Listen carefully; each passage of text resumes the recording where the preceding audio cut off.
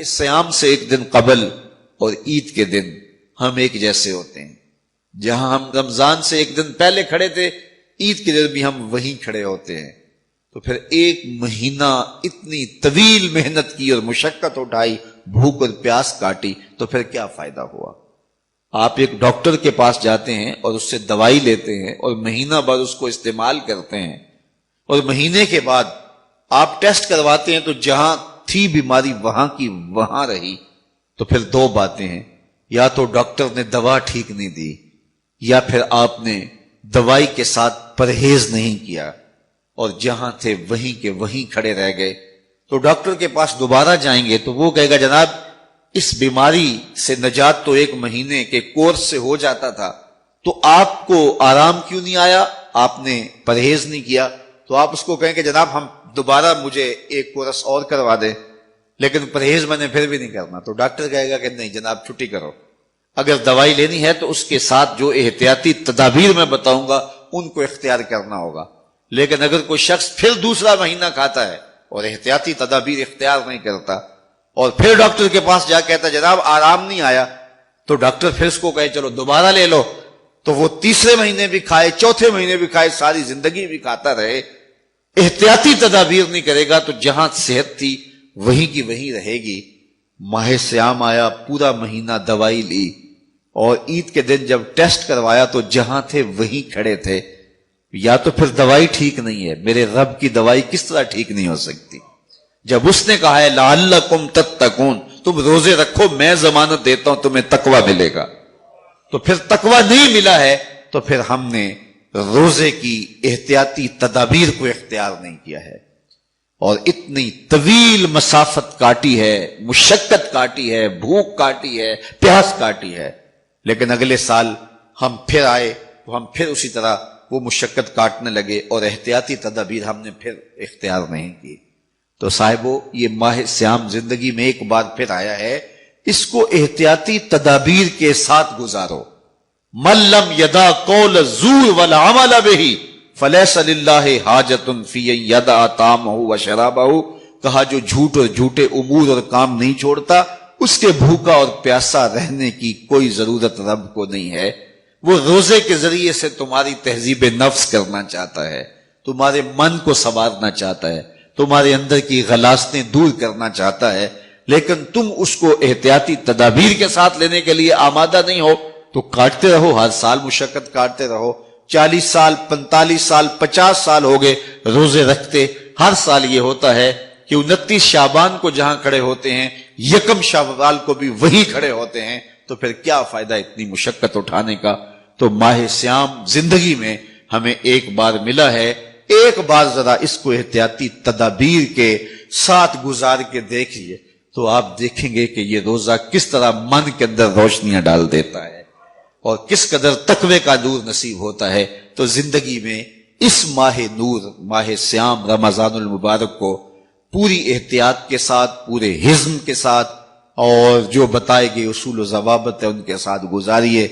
آنکھوں پہ بھی پہرا بٹھائیے، خیالوں پہ بھی پہرا بٹھائیے، سوچوں کو بھی آوارہ نہ ہونے دیجیے، رزق بھی پاک لیجیے، اور زبان پر بھی کوئی ایسا جملہ نہ آنے پائے جو رب کی ناراضگی کا سبب ہو. خیال بھی نہ بھٹکے، نظر بھی نہ بہکے، اور ایک ایک عمل زندگی کا خوبصورت ہو، منظم ہو، مرتب ہو، اور ادھر 30 روزوں کی بھوک ہو.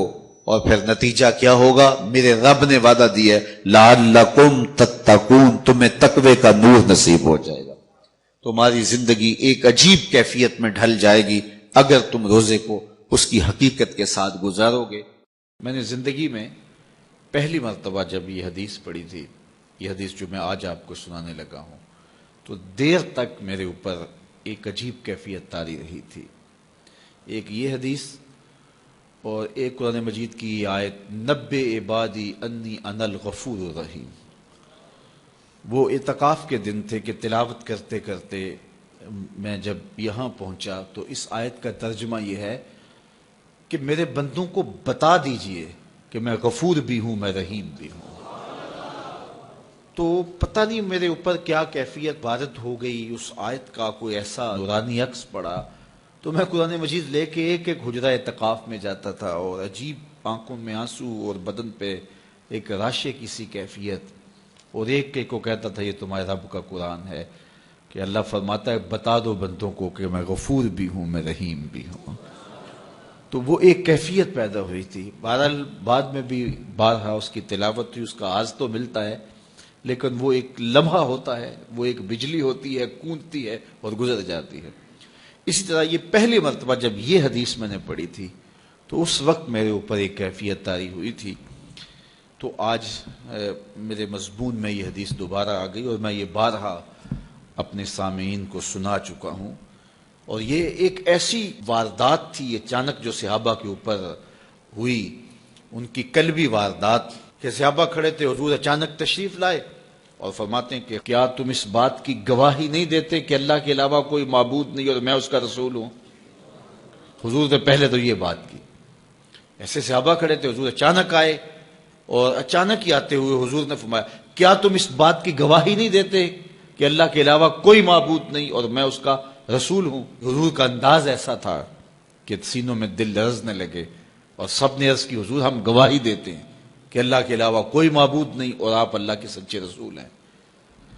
تو جب انہوں نے یہ بات کہی قال، تو حضور نے ارشاد فرمایا یہ قرآن ہے، اس کا ایک سرا تمہارے رب کے ہاتھ میں ہے، دوسرا سرا تمہارے ہاتھ میں ہے۔ یہ وہ اللہ کی لٹکتی ہوئی رسی ہے جس کا ایک سرا تمہارے رب کے ہاتھ میں ہے اور اس کا ایک سرا تمہارے ہاتھ میں ہے۔ اس کو مضبوطی سے پکڑ لو، مضبوطی سے پکڑ لو۔ دیکھیے یہ کیسا ایک تصور ہے اس کی معنویت، کہ اچانک حضور نے آ کے کہا گواہی دیتے ہو کہ میں اللہ کا سچا رسول ہوں؟ مطلب کیا جو میں کہوں گا وہ سچ ہی ہوگا جب تمہیں یہ گواہی ہے؟ تو انہوں نے کہا کہ ہم گواہی دیتے ہیں۔ کیوں نہیں ہم گواہی دیں گے، آپ اللہ کے سچے رسول ہیں۔ تو فرمایا سنو، یہ قرآن جو ہے یہ اللہ کی وہ لٹکتی ہوئی رسی ہے جس کا ایک سرا تمہارے رب کے دستے قدرت میں ہے اور دوسرا سرا تمہارے ہاتھ میں ہے۔ اس کو مضبوطی سے پکڑ لو، اس کو چھوڑنا نہ۔ اگر تم اس کو مضبوطی کے ساتھ پکڑو گے تو تم کبھی بھی گمراہ نہیں ہوگے۔ اس کتاب کو تھام لو گے تو کبھی بھی گمراہ نہیں ہوگے۔